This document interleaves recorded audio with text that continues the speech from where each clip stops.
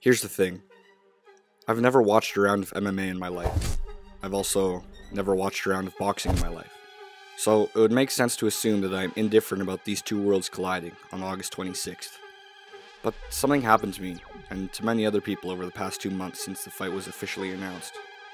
And that thing is Conor McGregor. Yo, who that boy, who him is, him that I swear, stand out guy, him don't need no chair, well what him at, cause I'm right here. Just to catch you up on this once-in-a-lifetime event, tomorrow, August 26th, 2017, there are two fighters facing off in an unprecedented boxing match. Floyd Mayweather Jr., who's been boxing professionally for 21 years, and Conor McGregor, who is a professional mixed martial artist and made his UFC debut just over 4 years ago. Mayweather has never lost a boxing match in his entire professional career, currently holding a record of 49-0. He's arguably one of the greatest boxers of all time, often known for his defense and his speed. I mean, this guy's fast. He's not the most popular among boxing fans though, and he's often regarded as the villain of this fight. Some of that has to do with his history of domestic abuse charges, and some of that has to do with his disrespectful knockout of Victor Ortiz back in 2011. I'll just let you watch. Oh, and then as Ortiz tries to score, they go for the embrace. Referee Joe Cortez is not there. Boom. Left hook, right hand. Nonetheless, I'm sure Floyd Money Mayweather doesn't care much about the hate he receives because he's earned around $700 million throughout his whole career, and he's still one of the best boxers of all time. Now though, for the other fighter, the notorious Conor McGregor. In stark contrast to Mayweather, McGregor has actually never won a professional boxing match, because tomorrow is going to be his first one. Conor's been competing in the United Fighting Championship, the UFC, as a mixed martial artist for 4 years now. He doesn't have a perfect record, but he is no doubt one of the best MMA fighters right now. Back in 2015, he beat the featherweight champion in just 13 seconds. Black trunks for the champion, Jose Aldo Jr. Conor relaxed and smiling. Oh! Just slipped him! The new UFC featherweight champion of the world! He's known in the octagon for his fast, powerful punches, especially with his left hand. But the majority of his popularity doesn't come from his fighting techniques. It comes from his personality. The last time I was here one time, 2 years ago, 3 years ago. I was also on a world tour. I was also facing an unconquerable quest. I was facing the then pound for pound #1 fighter on the planet, Jose Aldo. They said the same things then as they're saying now. They said I had no chance. They said I'm in over my head. They said he kicks too hard. Too many weapons. The Irishman's gonna fall short. He doesn't stand a hope. It took me 13 seconds. McGregor is a master at selling a fight. He's the top selling attraction in the UFC, and he's a large part of why this match with Mayweather tomorrow is estimated to be $1 billion fight. His personality is what makes him unique from every other athlete working today, and what makes him such a joy to watch. There aren't enough words in the English language to accurately describe McGregor, but I'm gonna try. I've broken it way down, and I believe there are 3 things to summarize what makes Conor the successful character that he is. The first is that he has unwavering confidence. Conor McGregor is able to make people believe in him because he truly believes in himself. You should have all kept your mouth shut. You should have left me over on that other game that I'm from, that more ruthless game where we bounce heads off the canvas and drill them into the floor, and you're all going to eat your words in there, so thank you all. Many athletes prefer to stay restrained and held off when talking about competition, but not McGregor. He's notorious for having bold, boastful statements and not being afraid to say exactly what he thinks. You're all right, Leonard, I like you, but I've got to be real. When his legacy is destroyed in 6 weeks' time, it's going to fall on your shoulders. It's going to fall on Senior's shoulders. It's going to fall on his whole circle's shoulders. He could have rode off into the sunset 49-0. Instead, this is my first time in a boxing ring. And in 6 weeks, I run boxing.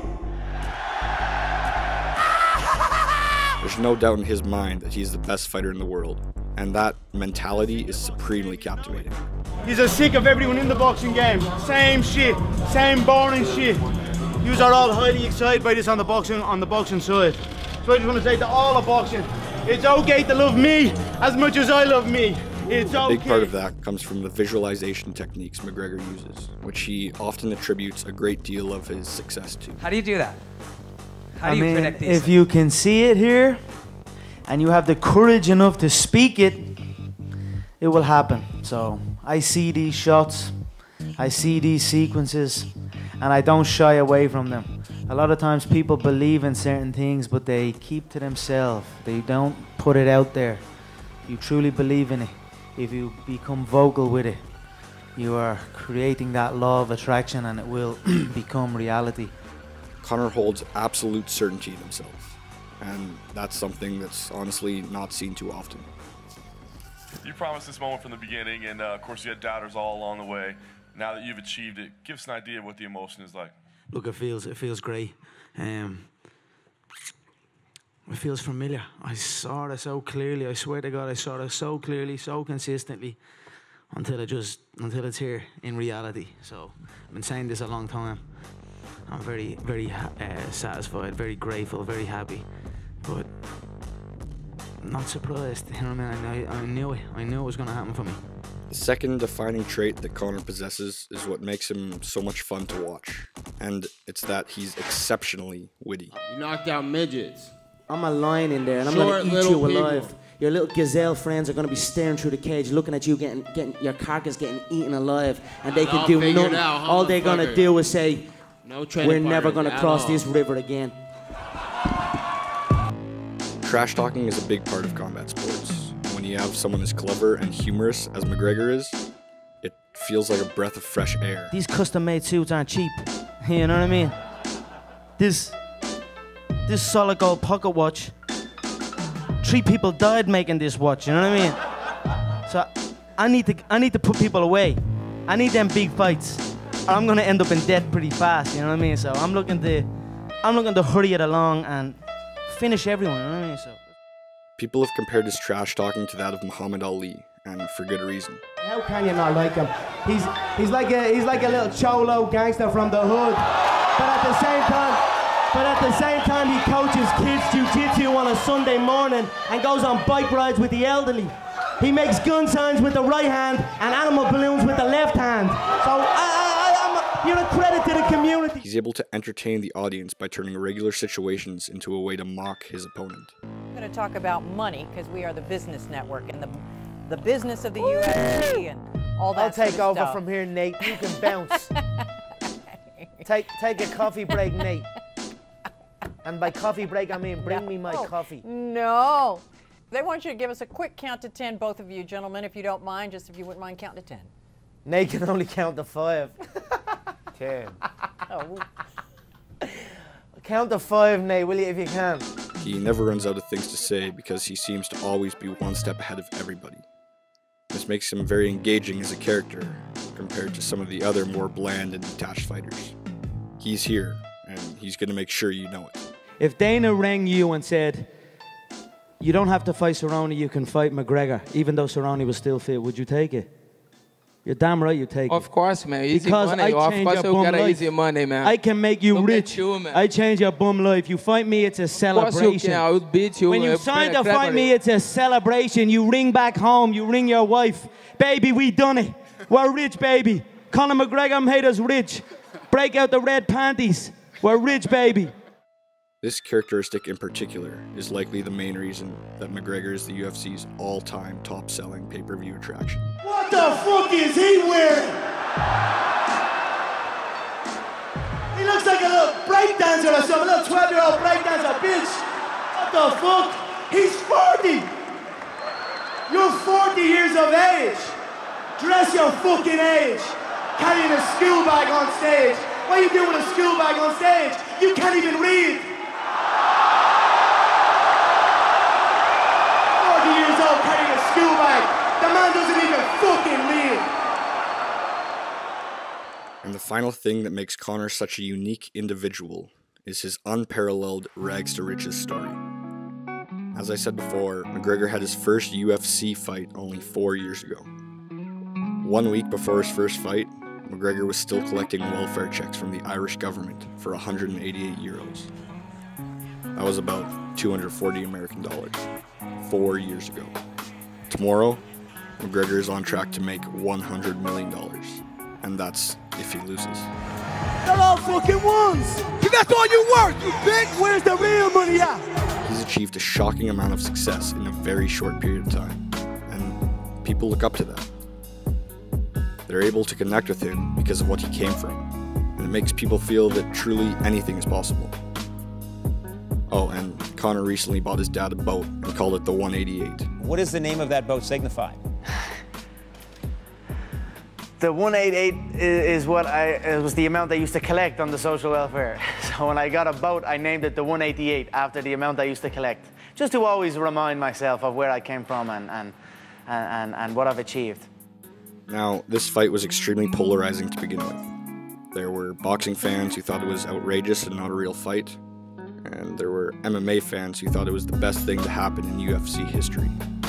Either way, there's no doubt this fight is going to be a lucrative money grab, but I think it may be the most successful in the history of sports.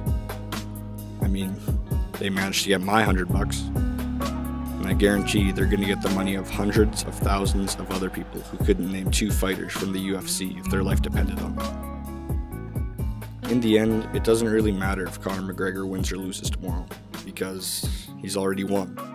He cemented his spot in the history books. He's the first fighter to hold 2 weight division titles simultaneously.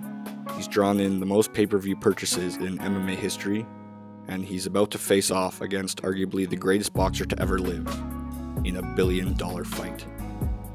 That's how you become something much more than an athlete. That's how you become an icon.